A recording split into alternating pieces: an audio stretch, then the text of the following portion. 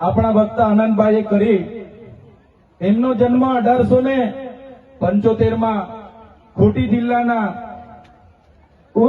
ઉલહતુ ગામમાં થયો.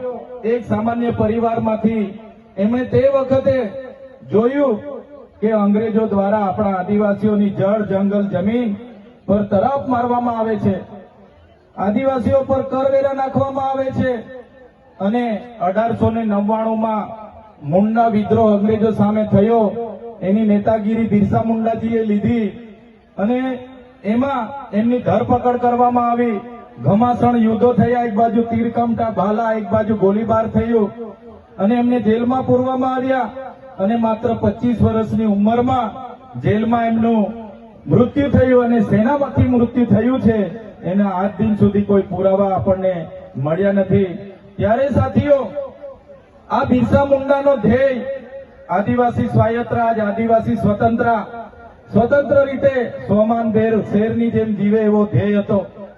તમને ને અમને બધાને ઇતિહાસમાં ભણાવવામાં આવ્યો. ઉત્ક્રાંતિવાદ, ચાર્લ્સ ડાર્વિનના ઉત્ક્રાંતિવાદના સિદ્ધાંતોમાં જણાવવામાં આવ્યું કે જ્યારે આ પૃથ્વી પર માનવી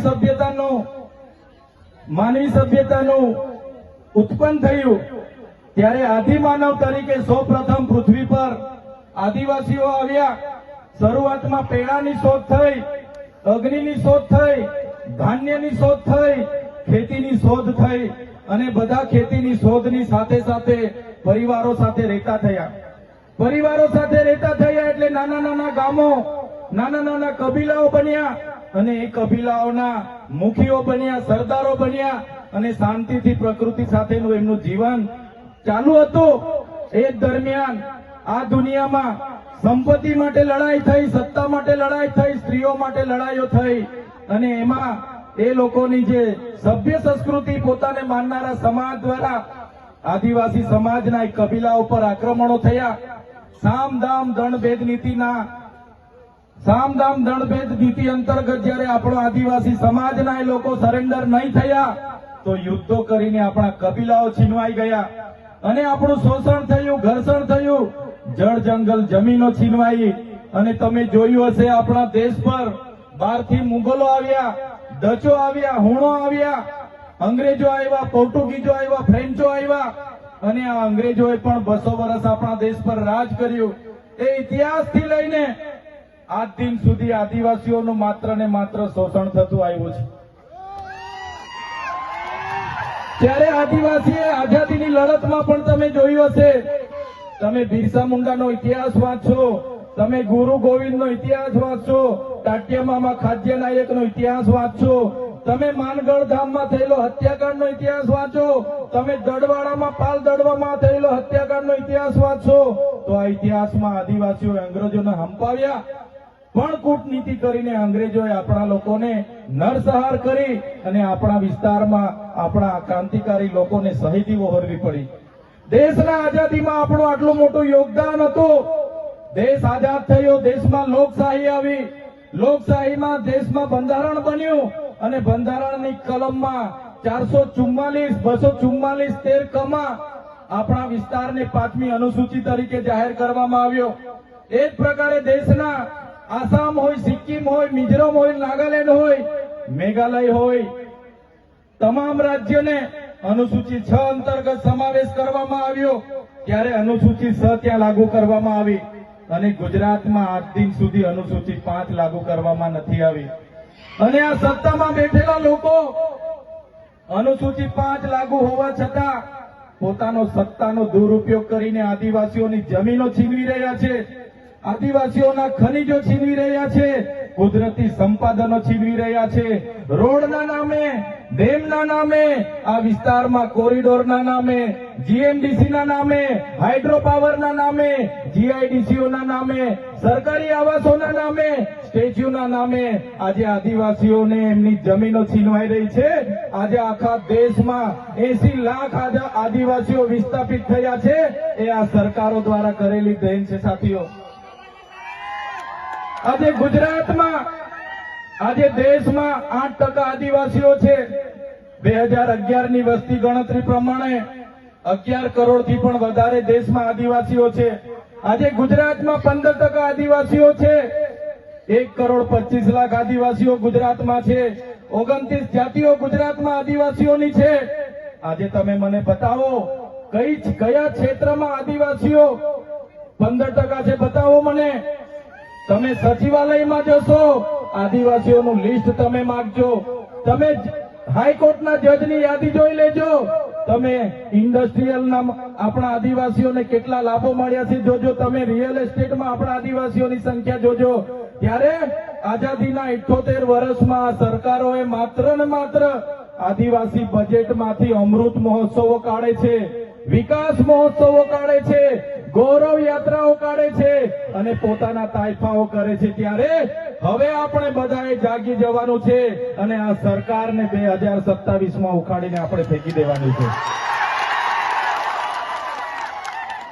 સાથીઓ, અમે 4 વર્ષ પહેલા જનનાયક બિરસા મુંડાજીની પ્રતિમા ડેડિયાપાડામાં સ્થાપના કરતા હતા અને એમના વિચારોને ઉજાગર કરવા માટે, એમના વિચારોમાંથી આવનારી પેઢી પ્રેરણા લે એ માટે અમે ત્યાં પ્રતિમા સ્થાપિત કરતા હતા. ત્યારે આ ભાજપના સાંસદ મનસુખભાઈ વસાવા, 3 જિલ્લાની પોલીસ અને એમના આરએસએસ વાળાએ આપણને ત્યાં પ્રતિમા સ્થાપતા અટકાવી દીધા હતા અને પ્રતિમા સ્થાપતા આપણા ઘણા લોકોને ડિટેન કર્યા હતા. 3 જિલ્લાની પોલીસ અમને પકડવા માટે આવી હતી, છતાં આપણે એમનાથી ડર્યા નથી અને બિરસા મુંડાની પ્રતિમા ડેડિયાપાડામાં સ્થાપિત કરી છે. ત્યારે આજે દેશના વડાપ્રધાનને આજે ડેડિયાપાડા આવવું પડે એ આપણા બધાની તાકાત છે. ત્યારે વડાપ્રધાન ડેડિયાપાડા આવે છે ત્યારે લોકોને ભેગા કરવા માટે 500 કરોડ આદિવાસી બજેટમાંથી જોગવાઈ કરવામાં આવી છે. હજારો બસોની વ્યવસ્થા કરવામાં આવી છે અને બધા કર્મચારીઓને એમાં લગાડી દેવામાં આવ્યા છે. આજે ડેડિયાપાડાના ગામડાઓમાં ટીડીઓ ના મળે, તલાટીઓ ના મળે એવા ગામડાઓની ગલીઓમાં આ ગુજરાતના નાયબ મુખ્યમંત્રી, એમના મંત્રીઓ, એમના સાંસદો, એમના ધારાસભ્ય ડેડિયાપાડાના ગલીઓમાં 4 દિવસથી ફરે છે. જે લોકો એસી ચેમ્બરોમાંથી બહાર નહોતા આવતા, જે લોકો ગાંધીનગરમાં પડે ફતારીએ રહેતા હતા, એ લોકોને ગામડે ફરતા કરી દીધા. એ આપણી બધાની તાકાત છે ભાઈઓ. ત્યારે નરેન્દ્રભાઈ મોદી આપણા કુળદેવી માતાના દર્શને જવાના છે. દેવ મોગરા એ મહારાષ્ટ્ર, મધ્યપ્રદેશ, ગુજરાત અને રાજસ્થાનના લાખો લોકોનું આસ્થાનું કેન્દ્ર છે અને દેવ મોગરા જઈને રાજનીતિ જયારે કરવા માંગે છે ત્યારે નરેન્દ્રભાઈ મોદીને હું આ મંચ પરથી કહેવા માંગુ છું, તમને જો આદિવાસીઓ માટે હિત હોય તમે દેવ મોગરા જજો, તમે હિજારી લઈને આવજો, તમે મવડાનો ચોખ્ખો તારો એક બોતલ લઈને આવજો, તમે એક મરઘો લઈને આવજો, એક બકરો લઈને આવજો. દર્શન કરીને એની પ્રસાદી કરીને તમે ત્યાં જ જમીને પછી જજો. ત્યારે અમે માનીશું કે તમે આદિવાસીઓના હિતેચ્છુ છો. તમે આદિવાસીઓ માટે આજ દિવસ સુધી તમે 24 વર્ષથી રાજનીતિમાં છો. આગળ મુખ્યમંત્રી હતા, હમણાં વડાપ્રધાન છો. આદિવાસીઓ આજે શિક્ષક માટે આંદોલન કરે છે, શાળા માટે આંદોલન કરે છે, નર્મદાના પાણી માટે આંદોલન કરે છે, પોતાની જમીનો બચાવવા આંદોલન કરે છે, જીએમડીસી હટાવવા આંદોલન કરે છે, જીઆઈડીસીઓમાં રોજગાર માટે આંદોલન કરે છે.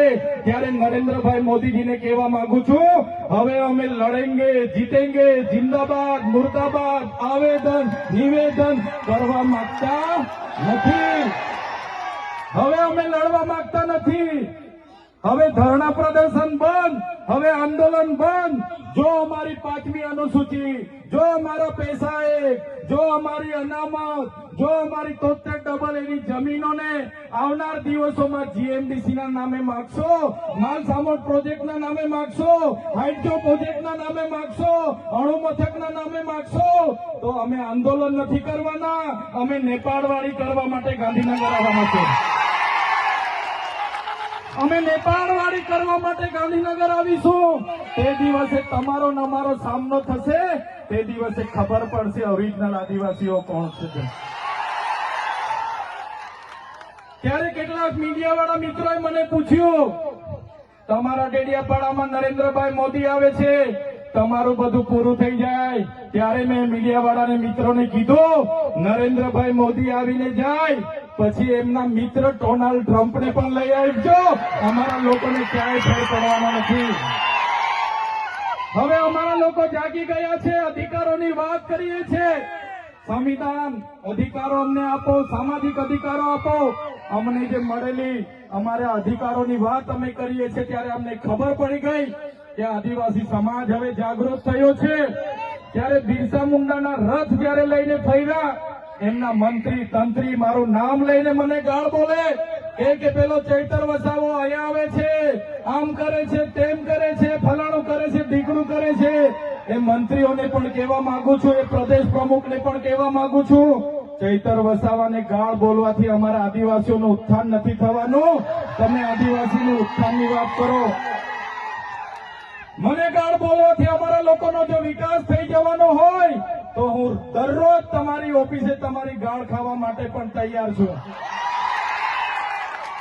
સાથીઓ, અમે આનંદભાઈ સાથે વિધાનસભામાં લડીએ, રોડ પર લડીએ, સદન પર લડીએ અને આદિવાસીઓની ન્યાયની વાત કરીએ, અધિકારની વાત કરીએ. આ લોકોને ગમતું નથી. આનંદભાઈ પર અનેક કેસ થાય, મારા પર અનેક કેસ થાય, અમને જેલોમાં નાખવામાં આવે, પણ અમે આ સરકારની જેલોથી અમે ડરવાવાળા લોકો નથી, અમે લડવાવાળા લોકો છે. સાથીઓ, આ મંચ પરથી કહેવા માંગીએ છીએ, આ ચૈતર વસાવાને, અનંત વસાવાને જયારે સમાજની જરૂર પડશે અમે આ ધડ ધરવા માટે પણ તમારી સાથે તૈયાર છે. આ ધડ ધરવા માટે પણ અમે સમાજ માટે તૈયાર છે. એક ગુજરાતના મુખ્યમંત્રી ભૂપેન્દ્રભાઈ પટેલ, એક ગુજરાતના ઉપમુખ્યમંત્રી હર્ષભાઈ સંઘવીની પોલીસમાં પાણી નથી કે આ ચૈતર વસાવા અનંત પટેલને અરેસ્ટ કરી શકે. ત્યારે સાથીઓ, જાગવાની જરૂર છે. આગળ ડોક્ટર સાહેબે કીધું, આપણી જે મૂળ સંસ્કૃતિ છે આપણે ભૂલી જાયેલા. આપણો નંદરિયો દેવ, આપણો ગામનો હિમારિયો દેવ, આપણો વાઘદેવ, ગોવાળદેવ, આપણો કાળિયો ભૂત, આપણે ધરતી માતાને પૂજનારા, આપણે નદી નાળાને પૂજનારા, આપણે ચંદ્ર અને સૂર્યને પૂજનારા, આપણે પ્રકૃતિના પૂજક તરીકે છે. ત્યારે જન્મ મરણની વિધિ, લગ્નની વિધિ આપણે ભૂલી ચાલ્યા છે. ત્યારે આજે આ લોકો આપણા પર જાતિનો દાખલો માંગે છે, પુરાવા માંગે છે. ભણેલા છોકરાઓને પૂછી લો.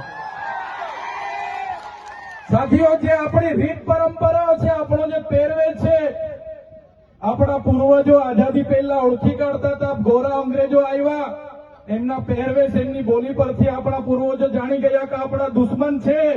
આજે તો આપણે એ લોકોની સંસ્કૃતિ અપનાવતા થઈ ગયા, એ લોકોના પેન્ટ શર્ટ પહેરતા થઈ ગયા, એ લોકોના જીન ટી શર્ટ પહેરતા થઈ ગયા, એ લોકોના બૂટ સૂટ આપણે પહેરતા થઈ ગયા. આપણી બહેનો પણ આજે પંજાબી પહેરતી થઈ ગઈ, ડ્રેસ પહેરતા થઈ ગયા, ચણિયા ચોરી પહેરતી થઈ ગઈ, જીન્સ ટી શર્ટ પહેરતા થઈ ગયા. ત્યારે આવનારા દિવસોમાં આપણો દુશ્મન કોણ છે તે આપણને ખબર પડવાની. ત્યારે આપણે મૌલિક નૈતિક મૂલ્યો આપણે જાળવવા પડશે. આપણી બોલી ભાષા આપણે સાચવવી પડશે. આપણો પહેરવેશ, આપણી સંસ્કૃતિ, આપણા વારસામાં મળેલી આપણી પરંપરાઓ, રીત રિવાજો આપણે સાચવવા પડશે. સાથીઓ, આપણા વિસ્તારમાં વૈશ્વિકરણના નામે જમીનો છીનવાય છે, ઔદ્યોગિકરણના નામે જીઆઈડીસીઓ આવી, એમાં જમીનો છીનવાઈ ગઈ. અને તમે જોઈ લો, આજે ધર્માંતરણના નામે આદિવાસીઓને ભોળવામાં આવે છે. આજે શિક્ષણના નામે ધર્મના પ્રચારો થાય છે. ત્યારે મારા આદિવાસી સાથીઓને કહેવા માંગુ છું, જે દિવસે આપણે આજે આદિવાસી તરીકે મટી જઈશું તે દિવસે આપણું અનામત પણ આપણને મળવાનું નથી. તે દિવસે આપણે જમીનો પણ બચાવી નથી શકવાના. સંવિધાને આપેલી જળ, જંગલ, જમીન પરના અધિકારો પણ નથી બચાવી શકવાના. ત્યારે આ લોકોને આપણે કહેવાનું છે કે આપણે હવે ઓરિજિનલ આદિવાસીની રીત રિવાજમાં, પહેરવેશમાં, આવા કાર્યક્રમમાં આપણા હોદ્દારો સાથે, વાજિત્રો સાથે ઉપસ્થિત થયેલા છે. ત્યારે મારા તમામ વડીલો, તમામ યુવાનો, માતા બહેનોને વિનંતી છે કે આ કાર્યક્રમ એ સમાજનો કાર્યક્રમ છે અને